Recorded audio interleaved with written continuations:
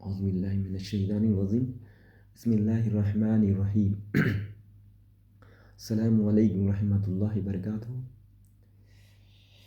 थोड़ी सी तबीयत नासाज है इस वजह से जो है बताना चाहूँगा कि ये एक इम्पॉर्टेंट जो है बहुत इम्पॉर्टेंट मैसेज है आल स्टूडेंट के लिए कि अब जो है ये मैं बता रहा हूँ कि इंग्लिश मीडियम वाले जो स्टूडेंट हैं नहीं CBSE बोर्ड ICSE बोर्ड के एक इम्पॉर्टेंट मैसेज ये है कि बताना चाहूँगा कि मेरा जो है एक यानी निजामपुर और बक्सीपुर के बीच में जो है हमारी ऑफिशियल कोचिंग ओपनिंग होने जा रही है लगभग 1 मई से मतलब 5 मई तक।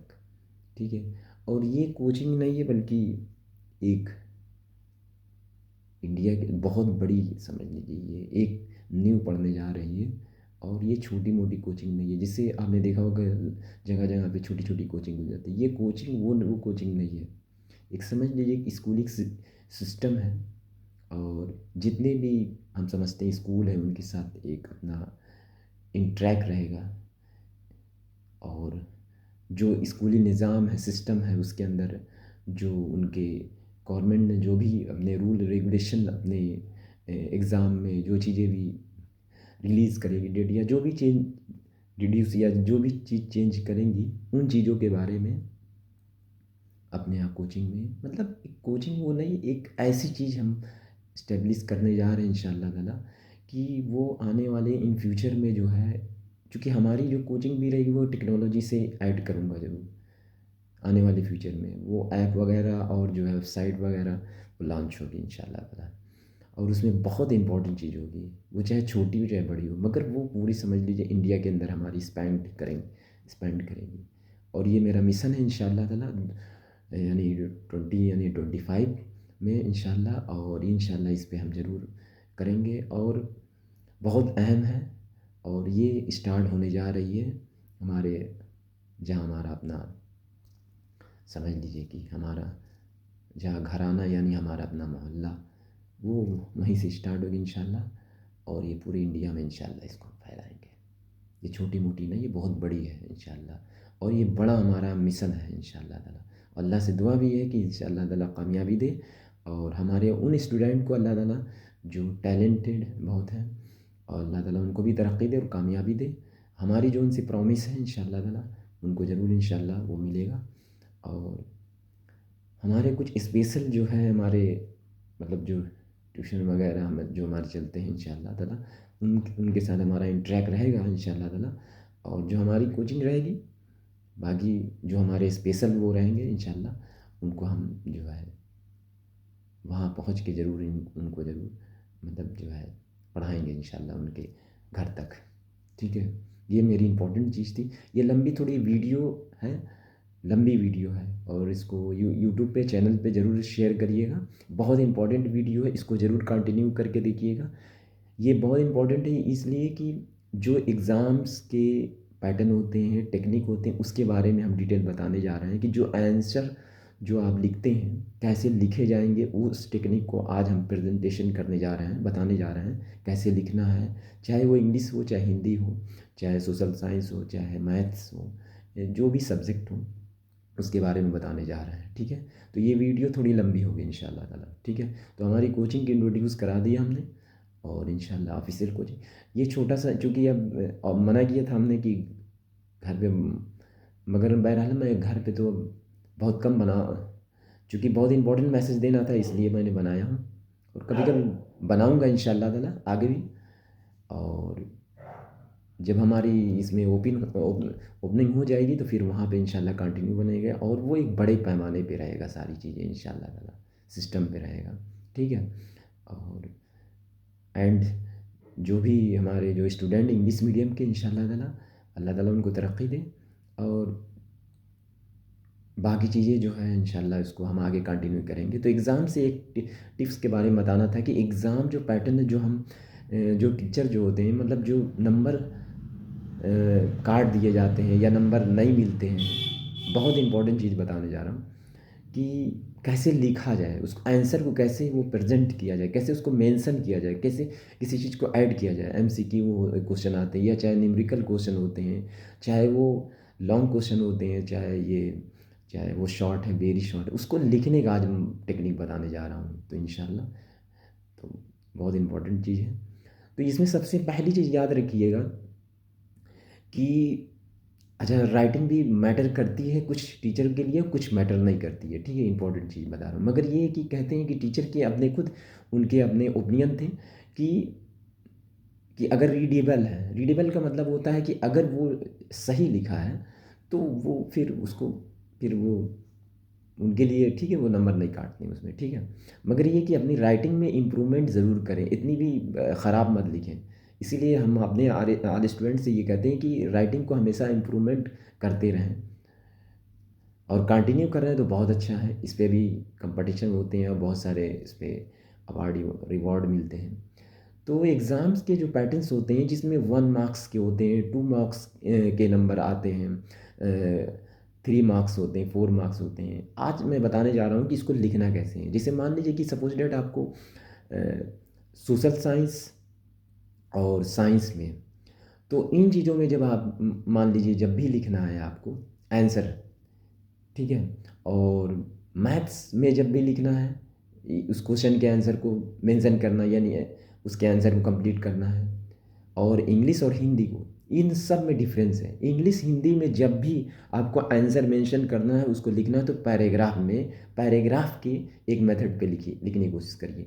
यानी वो पैराग्राफ, जैसे मान लीजिए कि एक पेज होता है, उस पेज में आपने राइट साइड में लिखा और उसे पैराग्राफ, पैराग्राफ का मतलब होता है कि एक 100 वर्ड का आपने कंटिन्यू लिखते चले गए, तो पैराग्राफ में ही उसमें कोई फ़र्क नहीं पड़ता है, ठीक है। हिंदी इंग्लिश लैंग्वेज की मैं बात बता रहा हूँ। बाकी सोशल साइंस में ऐसे क्वेश्चन आते हैं जैसे हिस्ट्री है, ज्योग्राफी है, सिविक्स है, इनमें जो सब्जेक्ट होते हैं और भी बहुत सारे सब्जेक्ट होते हैं, तो जो 1 मार्क्स के नंबर होते हैं, तो सबसे पहले याद रखिए एमसीक्यू क्वेश्चन अगर है तो उसमें नंबर नहीं कटते, फ़ौरन साफ रहते हैं।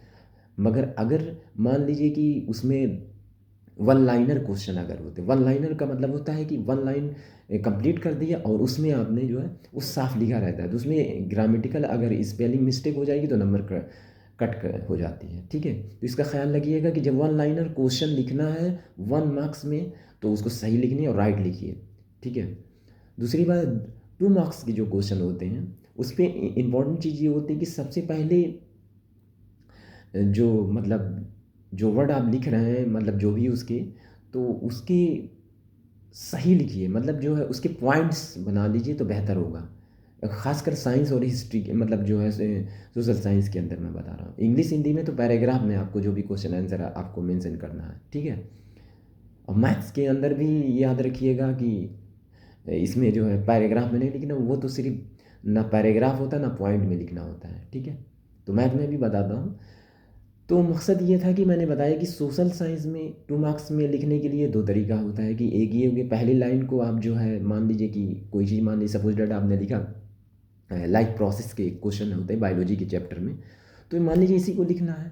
तो उसमें लिखने के बाद आप लिखिए, तो पहले उसकी जो मेन होती है उसकी पहले आप एक लाइन आप क्लियर कर दीजिए, ठीक है। फिर उसके बाद लिखने के बाद एक लाइन क्लियर करिए और पेंसिल से लिखिए, बहुत अच्छा लिखिए। और फिर उसके बाद थोड़ा सा स्पेस देके बाकी दूसरी लाइन पे वो करिए, ठीक है। 2 मार्क्स के नंबर है तो उसको साफ सुथरे से लिखने की कोशिश करिए। और 3 मार्क्स के जो क्वेश्चन होते हैं उसमें क्या होता है कि 3 मार्क्स में भी 3 पॉइंट कर दीजिए, ठीक है। 3 पॉइंट, 3 पॉइंट का मतलब होता है कि पहले पॉइंट में उस मेन जो है, मान लीजिए कि आप सपोज डेट केमिस्ट्री के मान लीजिए कोई चैप्टर आप वो कर रहे हैं, लिख रहे हैं कार्बन के बारे में, तो कार्बन के बारे में कोई भी मान लीजिए लिखने जा रहे हो, तो कार्बन के मान लीजिए कि स्ट्रक्चर बना रहे हैं, तो उसका पहली चीज़ आप उसको लिख दीजिए। फिर उसका पहला पॉइंट आपने लिखा, फिर दूसरा पॉइंट उसके बारे में बताया जाए, उसकी डिटेल लिखिए, फिर तीसरा पॉइंट। तो उससे टीचर को क्लियर रहता है, ठीक है, स्टेप बाय स्टेप, ठीक है। और अगर क्वेश्चन जो है, अगर मान लीजिए कि आपके, मान लीजिए कि साइंस होते हैं, जो साइंस के जो पेपर होते हैं और सोशल साइंस के, तो ये सेक्शन में बटे होते हैं, A section, B section, C section, D section, ये भी। और अंग्रेजी के भी होते हैं, मगर उसमें भी आप पैराग्राफ में आप लिख के उसमें नंबर पा सकते हैं, ठीक है। मगर इसमें सेक्शन बटे होते हैं, तो सेक्शन मान लीजिए केमिस्ट्री है, फिजिक्स है, बायोलॉजी है, तो हाई स्कूल के जो हाई स्कूल में जो पूछे जाते हैं क्वेश्चन तो वो बाकायदा एक ही पेपर होते हैं, ठीक है। फर्स्ट ईयर इंटर में तो अलग अलग होते हैं, ठीक। तो इसमें अलग अलग तरीका होता है, आगे भी बताएंगे इस।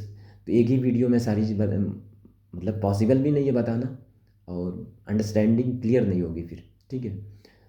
तो रीज़न ये बताना था कि जो 3 मार्क्स के जो क्वेश्चन होते हैं कि उसको पॉइंट में बना दीजिए। जैसे सोशल साइंस लिख रहे हैं या मान लीजिए साइंस लिख रहे हैं, तो उसमें साइंस लिखने का मतलब ये होता है कि मान लीजिए कि कोई भी लाइफ प्रोसेस के बारे में बताइए, या कोई भी ऐसे मान लीजिए चैप्टर होता है, उस चैप्टर को 3 पॉइंट में करके डिवाइड कर लीजिए, ठीक है। और उसके आप रिकॉल मेमोरी को आपने वो देखिए कि क्या मतलब आप लिखना, या मान लीजिए भूल गए आप उस चीज़ को, तो बाकायदा उसके पहले हेडिंग को लिख लीजिए बहुत अच्छे तरीके से, या ब्लैक पेन से या जो भी हो, ठीक है। लिखने के बाद फिर थोड़ा स्पेस दीजिए, फिर दूसरे पॉइंट को लिखिए, फिर तीसरे पॉइंट को लिखिए, फिर उसको कंप्लीट कर दीजिए। क्योंकि ये तरीका होता है 3 मार्क्स के क्वेश्चन को लिखने का, ठीक है। इसके फिर हम बताएंगे और भी डिटेल में 3 मार्क्स के क्वेश्चन को कैसे लिखा जाता है। ये मैंने आपको बताया सोशल साइंस और साइंस में। साइंस में भी मतलब जब भी फिजिक्स में लिखेंगे, केमिस्ट्री में लिखेंगे या बायोलॉजी में लिखेंगे, तो इसमें डिवाइड होते हैं पॉइंट में लिखने के तरीके। और पॉइंट में टीचर को बहुत आसानी होती है नंबर चेक करने में, ताकि वो सीक्वेंस बाय लिखने की स्टेप होता है, ठीक है। तो हर स्टूडेंट को मैं बता रहा हूँ ये, ठीक ठीक मैं मतलब जो बताने का मतलब ये कि स्टूडेंट को ये बताने की कोशिश कर रहा हूँ, बता रहा हूँ, समझाने की कोशिश कर रहा हूँ कि इस तरह आप इसको लिखिए, इस मेथड से, इस टेक्निक से। दूसरी बात है जो 4 मार्क्स के जो आते हैं मैथ्स के यूपी बोर्ड इंग्लिश मीडियम में, तो इसी तरह जो है 5 मार्क्स के जो होते हैं, तो 5 मार्क्स के जब भी क्वेश्चन या 4 मार्क्स के क्वेश्चन आए, तो पहला उसके बारे में सोच लीजिए कि लिखना कैसे है। पहले उसके 6 पॉइंट बना लीजिए। वो 6 पॉइंट बनाने से एक फ़ायदा होता है ना कि आप मान लीजिए कि जैसे हिस्ट्री में है, तो वो किसी मान लीजिए कि हिंदुस्तान के अंदर जैसे मान लीजिए अकबर के बारे में लिखना है, या मान लीजिए शाहजहाँ के बारे में कि इनकी जो मतलब इन्होंने या मान लीजिए बाबर जो है हिंदुस्तान कब आया, मतलब हिंदुस्तान में कब अटैक किया, तो उसकी डेट को आप पहले मेंशन कर लीजिए कि वो स्टार्ट। फिर दूसरा पॉइंट आप जो है किससे उसकी लड़ाई हुई, ठीक है, उसके उस पॉइंट को लिख लिए। फिर तीसरा उसके जो है रीज़न क्या हुआ, तो इन 5 पॉइंट को लिखने 6 पॉइंट लिख लीजिए, तो नंबर और ज़्यादा मिलता है। नंबर मान लीजिए एक गलती भी हो जाती है तो उसमें नंबर दे दिए जाते हैं, ठीक है।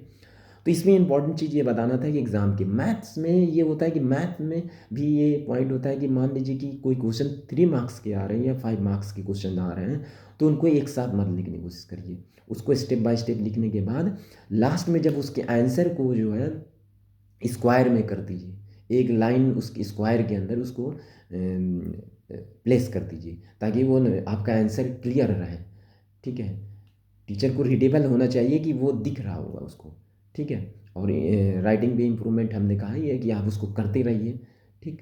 यह वाले स्टूडेंट के लिए, इंग्लिश मीडियम के लिए स्पेशल था। दूसरी बात ये था कि उसमें बताना था कि जो मैथ्स के और इंग्लिश में जो भी आप क्वेश्चन करेंगे, वो बहुत ईजी होते हैं। ग्रामेटिकल सारे क्वेश्चन होते हैं, वो पैराग्राफ में आप लिख देंगे, उसमें नंबर मिल जाएगा आपको, ठीक। तो ये बताना था। अच्छा, एक बात और भी है कि जब भी क्वेश्चन 5 मार्क्स के लिखें, तो आप एक क्वेश्चन कंप्लीट कर लें, फिर उसके बाद 2 लाइन आप जो है स्पेस छोड़ दें। यानी जब दूसरे क्वेश्चन को करने जाएं आप, तो 2 लाइन आप छोड़ दें। ये एक तरीका होता है, टेक्निक तरीका होता है आंसर को लिखने का तरीका। ये स्कूलों में ना बताया जा रहा, ना समझाया जा रहा है, मगर अब इस पे मेरी बुक भी आने वाली इंशाल्लाह। जैसे बुक हमारी आएगी, और वो बुक हम जो है 2025 तक यानी 2026 तक इंशाल्लाह आ जाएगी। वो बुक हमारी क्वेश्चन बैंक से होगी रिलेटेड, और सिंपल पेपर होंगे हमारे। वो उस पर मेरी तस्वीर भी रहेगी इंशाल्लाह। इस पर हम तैयारी कर रहे हैं, बहुत ज़्यादा इस पर मेहनत लगेगी, मगर इंशाल्लाह इस पे इंशाल्लाह कामयाबी मिलेगी। और वो वेबसाइट पे मेरी आ जाएगी, वेबसाइट वगैरह सब कंप्लीट हो जाएगी लगभग 2025 तक, इंशाल्लाह 2026 तक कंप्लीट हो जाएगी ये। उसमें सब चूँकि बोर्ड एग्ज़ाम होने, सीबीएसई बोर्ड के जो मतलब जो डेट आ गए उसकी, तो ये बताना था। और इम्पोर्टेंट ये बात ही बतानी थी कि आज स्टूडेंट इस पर फोकस करें, पढ़ाई के टॉपिक पे ना, एग्ज़ाम के आज टॉपिक पर। दूसरी बात ये है कि जब भी अंडरलाइन मत भूलें।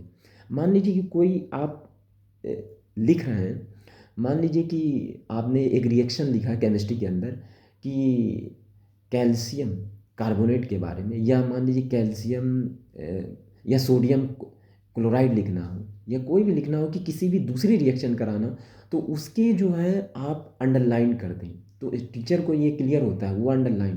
तो जब भी कोई मेन जो होते हैं टॉपिक यानी पॉइंट पे जब आप लिखें तो उसमें मेन मेन उस पे अंडरलाइन कर दें। अंडरलाइन बहुत गाढ़ी लाइन मत लिखें, बहुत अच्छी लाइन पेंसिल से करें ताकि वो क्लियर होना चाहिए। और स्पेस यानी आप उसको एक अच्छा डिज़ाइन दीजिए। एक इंजीनियर स्टूडेंट जो होता है ना, वो अच्छा डिज़ाइन दे सकता है।